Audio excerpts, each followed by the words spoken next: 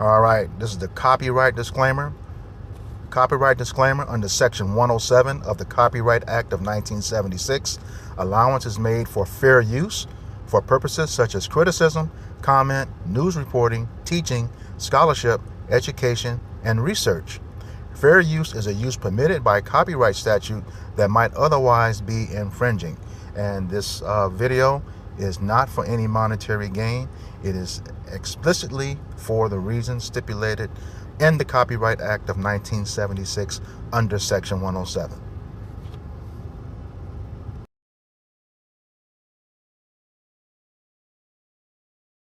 Can we and all nations not live in peace?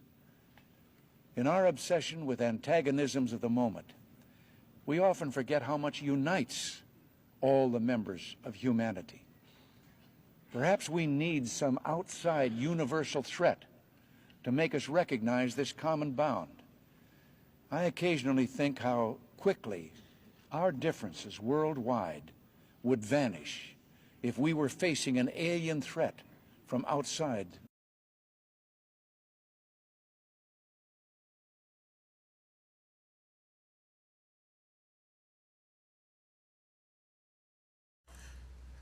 All right, Shalom. We are the Hebrew Israelites from the Indianapolis branch of the Great Millstone. We're here to give all praises, glory, and honor to Yahweh, Ba'ashem, Yahawashi, Ba'ashem, Rakakadash. Double honors to the apostles and elders of Great Millstone who rule well in teaching us this 100% truth. Salutations to them and my fellow Akim who labor in this truth week in and week out on the highways and byways. Also salutations to the hopeful elect of the scattered 12 tribes of Israel, scattered to the four corners of the earth that be like unto the speckled bird, also known as your Israelite foreigners and your so-called Negroes, Latinos, and Native Americans. To you, we say Shalom. Shalom. All right, just get right into it. This is the book of 2nd Ezra, chapter 13, beginning verse 1, and it reads, And it came to pass, after 7 days, I dreamed a dream by night.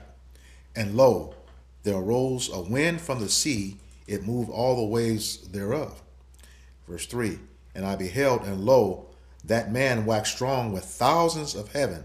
And when he turned his countenance to look, all things trembled that were seen unto him. Right, and this man is talking about Yahawashi. All right, because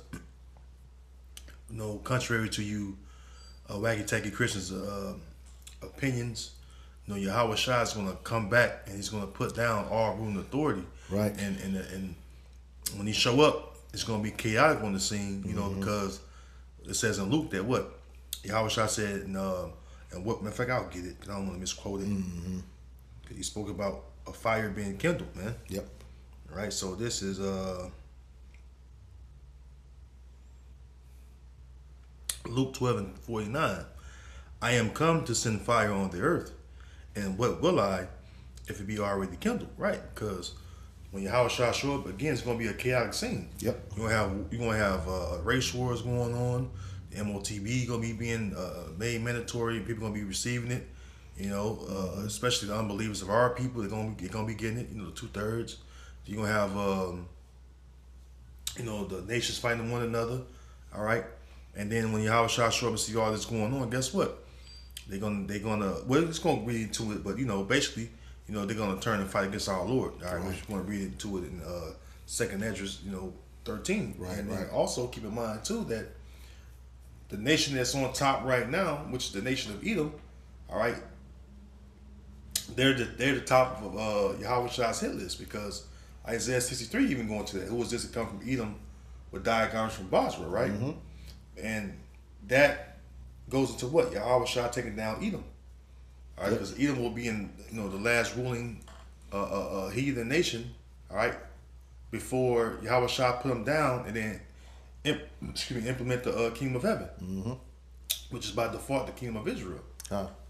I just want to go back over that verse 2. It says, And lo, there arose a wind from the sea that it moved all the waves thereof. And it was, like you said, it was Yahawashi, but that sea is not the actual ocean. You got to remember, you have waters above the firmament. That's right. And waters below the firmament. So he's coming from the heavens.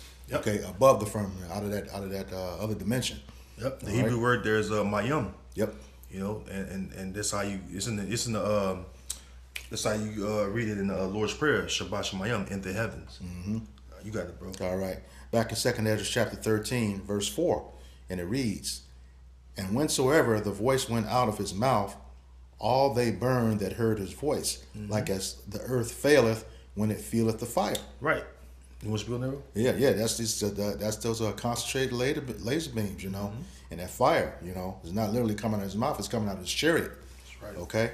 And he's going to destroy everything. Turn stuff into powder, like it says later on in 2nd Ezra 16. Just thinking about that too. I'll get it. Okay. I'll get it back here real quick. This is 2nd Ezra chapter 16, and I'll start at 9. It says, "A fire shall go forth from his wrath, and who is he that may quench it?" It says, he shall cast lightnings, and who shall not fear? He shall thunder, and who shall not be afraid? The Lord shall threaten, and who shall not be utterly beaten to powder in his presence. God. So if you remember the last War of the Worlds, when that laser beam hit, any person it touched, it's just just disintegrated them into powder. Beat them into dust. All right. It says verse 5. So back to 2nd Ezra 13, verse 5. "And after this I beheld, and lo, there was gathered together a multitude of men out of a number from the four winds of the heaven, to subdue the man that came out of the sea." Exactly, and that's going to be what? It's going to be the different militaries of the earth, man. Yep. It's going to be fighting amongst each other, but then when they see Yahawashi and the angels, they're going to turn and fight against Yahawashi and the angels. All right, because that's going to be the war in heaven. Huh. All right. Matter of fact, I'm holding it at Revelation 12. Okay. And verse 7 it says, "And there was war in heaven. Michael and his angels fought against the dragon, and the dragon fought and his angels, and prevailed not." Now Michael is the archangel, all right, because Yahawashi ain't gonna come along again. Right. He's coming with Michael the archangel, and the rest of the angels is gonna be with him. You know what I'm saying? And they and you gotta think about it too. The angels, they're not of this world. Nope. Look, it only took 2 to destroy Sodom and Gomorrah. Yep. So he's coming with a fleet of angels, right? Like it says in Psalm 68. I'm about to get that now. Come on. Psalm 68:17. This is the book of Psalms, chapter 68, verse 17, and it reads, "The chariots of Yahawashi are 20,000, even thousands of angels. The Lord is among them, as in Sinai in the holy place." There you go. The Lord. That's the Lord is in the lowercase. So you look that up. It'll say probably Adonai, but it's really Adawan, which referring to our Lord Yahawashi. Okay, because he says that what as in Sinai, because that's whom the Most High sent on his behalf, or to act, or to be a representative of, or a mediator, all right, to give Moses the tablets with the laws, commandments, statutes, and judgments. So yeah, man, going back to Revelation 12, all right, and keep in mind it said what, even thousands of angels. So the brother mentioned that it only took 2 angels to destroy Sodom and Gomorrah. So guess what? He's coming back with the thousands of angels. All right, the thousands of angels going to tear this fucking place up, man. Yep. It says back in Revelation 12 and verse 8, "And prevailed not, neither was their place found in any more in heaven." Right, because the way they're gonna be destroyed, okay, is gonna be so fast that when you read to 2nd Ezra 13, it tell you ain't gonna be left but nothing but smoke and the smell of dust. All right. Yep. Or dust and the smell of smoke, if I'm kind of misquoting. Yeah, what did he also say? In 1 hour, this place is going to go down. So, yeah, it's going to be quick work. Very, very quick work. Yeah, light work. Light work for the angels, and Yahawashi and the angels.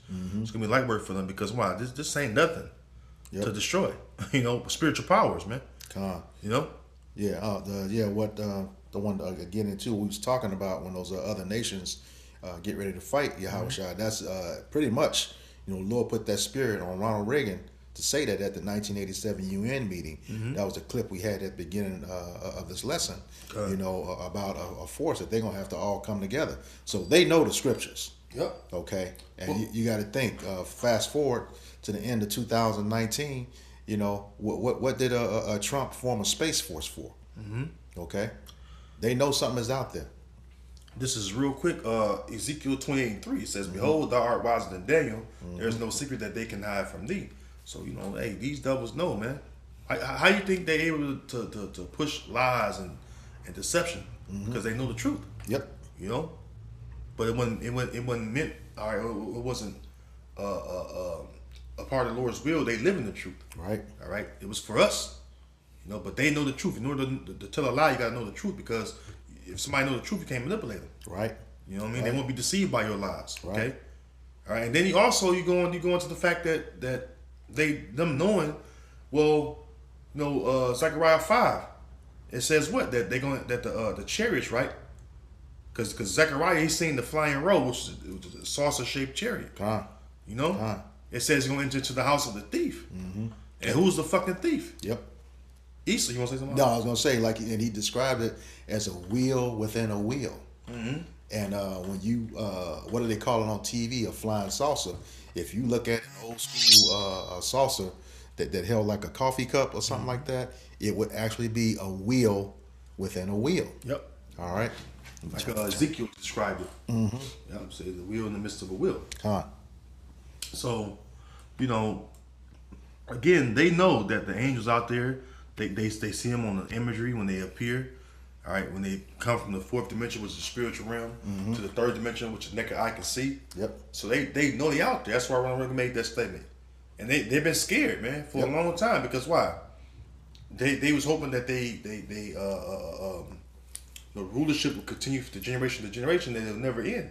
But it was never meant for your kingdom to last everlasting. Right. To be an everlasting kingdom. That was set up, and that was promised to David. Yep. The throne of David. You got to. And when I was gonna say, we know, every empire has a lifespan of about 250 years. Come July 4th, 2026, America, aka Babylon the Great, will be exactly 250 years, and they supposed to have a whole year's celebration. Well, just like the scriptures say, when he is about to fill his belly, the Lord is going to rain that wrath upon him. Roughly paraphrasing. That's right. All right. Go back to that second Esdras. Okay, back in second Esdras chapter 13, verse 6, it says, "But I beheld, and lo, he had graved himself a great mountain and flew upon it." That's talking about that fathership, that the real big chariot. That's right. Gave it an image of at the beginning of this lesson. All right, the one that's going to cover the whole earth for the most part. All right. He says, "But I would have," verse 7, "but I would have seen a region or place whereout the hill." Matter of fact, before you get that, go ahead. Before you get that, let me read this real quick, Baba Shah. This is Revelation 1 and 7. It says, "Behold, he cometh with clouds." The clouds is a metaphor for the chariots. I'll get that. It says, go ahead. Yeah, this is Psalms 104 and 3. Just to back your point up. Okay. And it reads, Psalms 104, verse 3, "Who layeth the beams of his chambers in the waters, who maketh the clouds his chariot, who walketh upon the wings of the wind." All right. There you go. Hey, simply put, man. So it says back in Revelation 1 and 7, "Behold, he cometh with clouds, and every eye shall see him, and they also which pierced him, and all kindreds of the earth shall wail because of him." So it mentions the same thing in Revelation, all right, which John the Revelator, he's seen the people tremble or be afraid when Yahawashi show with the angels, man. So all these different accounts, they all link up with the same message, the same foretold message of future events that's to come, that's almost here. And that Revelation 1 and 7 backs up what the angels told them in the book of Acts chapter 1. The same way you see him leaving is the same way he's going to return. He went up in that cloud, he's coming back in that cloud. All right. You got it, brother. All right. Back in second Esdras chapter 13, verse 8, it says, "And after this I beheld, and lo, all they which were gathered together to subdue him were so afraid, yet durst fight." So Yahawashi is going to put that spirit on them, to fight. They don't realize he's in control of everything. It's that Proverbs 21 and 1 says, "The king's heart is in the hand of the Lord. He turneth it whatsoever he will." All right, so he's going to put that spirit on you all to fight, to show himself strong. The same way he did with ancient Pharaoh, he's doing with the modern day Pharaoh, who is Esau Edom. He gonna harden your heart, and you're gonna fight so he can show up so strong and destroy you. Yep, you and other nations. Yep. Real quick precept, Isaiah 34. And I'm going right to the point. Isaiah 34:2, it says, "For the indignation of the Lord is upon all nations, and his fury upon all their armies. He had utterly destroyed them, he had delivered them to the slaughter." And we're reading about the slaughter right here. Yep. You know, this is pretty much what we're going into. Because they're going to be slaughtered, man. Yep. All right, they're going to be slaughtered by the Lord and the angels, man. Yep. And they know it, man. This is why they come so hard against us to try to shut down the truth, but you can do nothing against the truth but for the truth. Come. So hey, this all and the fact you do that, that's even prophecy. Yep. You know, gonna try to make us offended for the word, but hey, no matter what you do, prophecy will be fulfilled. The Lord's word will stand at the end of the day. Come. You got it, brother. Okay, verse 2nd Ezra chapter 13, verse 9. And lo, as he saw the violence of the multitude that came, he neither lifted up his hand, nor held sword, nor any instrument of war. Verse 10. But only I saw that he sent out of his mouth, which chariot, as it has been a blast of fire, and out of his lips a flaming breath, and out of his tongue he cast out sparks and tempests. It says in verse 11, and they were all mixed together, that blast of fire, flaming breath, and great tempest, and fell with violence upon the multitude which was prepared to fight, and burned them up every one, so that upon a sudden of an innumerable multitude nothing was to be perceived, but only dust and the smell of smoke. And I saw this, and I was afraid. So all of these heavenly elements combined together, that means Yahawashi is pissed. He intends on messing you up in the worst way. He's going to. All of these heavenly elements come together, and like he said, in a matter of moments, you just dust and smoke. All right. Yep. And that's the coming destruction. All right, to you heathen, man. Yep. All right. Matter of fact, let me get something real quick. It was a precept I had that just came to mind, and I'm gonna bring it out where it wouldn't. It says Micah. Matter of fact, let me get this one real quick. Let's go to Jeremiah 10. All right, Jeremiah 10:25, and it reads, Pour out thy fury upon the heathen that know thee not, and upon the families that call not on thy name. For they have eaten up Jacob and devoured him and consumed him, and have made his habitation desolate. See, the Lord is gonna judge you nations for what you've done to us, man. Yep. Against his chosen beloved, people, all right, which is the apple of his eye. And the Heavenly Father ain't gonna forgive you for that, man. Nope. All right, because it says that what the Lord said he was sore displeased with the heathen. He was very sore displeased with you because he was only a little angry with us, and then you for our affliction, man. Yep. And there's countless examples of what you got to pay for, beginning with the top heathen nation Esau, on down to the rest of you, man. And the head of his nation, Amalek. All right. This is Micah 5:15, and I will execute vengeance. Matter of fact, let me start a little bit. Micah 5, and let me see, there's a little bit on this one. Let me go to the point because I don't want to hold you long. Micah 5:15, and I will execute vengeance in anger and fury upon the heathen, such as they have not heard. Right, because you got to think about it. The nations, they know about the different military capabilities. They know about tanks, naval ships, ground, hand-to-hand combat. They got the different handguns, different assault rifles. They got the different warplanes, and bombers, stealth bombers. They got the missiles, right? But the power that's gonna come from the heaven, they ain't gonna fathom that kind of power. That it could be that kind of power that's gonna come and destroy them. Because for someone to shoot out laser beams of fire, all right, that's going to disintegrate them, they don't got no technology like that. No. And they recently got a taste of it. They shot that Hellfire missile at a chariot. It ricocheted. Yeah, it ricocheted, and then when it blew up, it took the remnants of that Hellfire missile with it. Yep. Yeah, man, because your number just mere mortals, man. Yep. You know, you're just mere mortals, and that's all you can do is basically shoot your little carnal shit, which is not going to stand against spiritual powers. Which is Nahum 1:6. Who can stand before his indignation, and who can abide in the fierceness of his anger? His fury is poured out like fire, and the rocks are thrown down by him. See, the Lord is not of this world. Right. The angels is not of this world, man. All right. So you didn't think about the latter end of your wickedness. Right. All right. You didn't think about the consequences or the justice that's going to come. Right. All right. For all the atrocities and heinous acts of violence against us, man. You Esau, beginning with Amalek on down, and then you other nations, you Ishmaelites, you Moabites, Ammonites, Hamites, so on and so forth, man. Elam, all y'all, man. I was gonna say, manifest destiny definitely has a part too. All right, and y'all didn't think it was gonna come, but it's on its way, and we seeing the signs now. That's why you're afraid. All right. Yeah, because it's what surely is the righteous name of the Most High to recompense them that trouble you. Yep.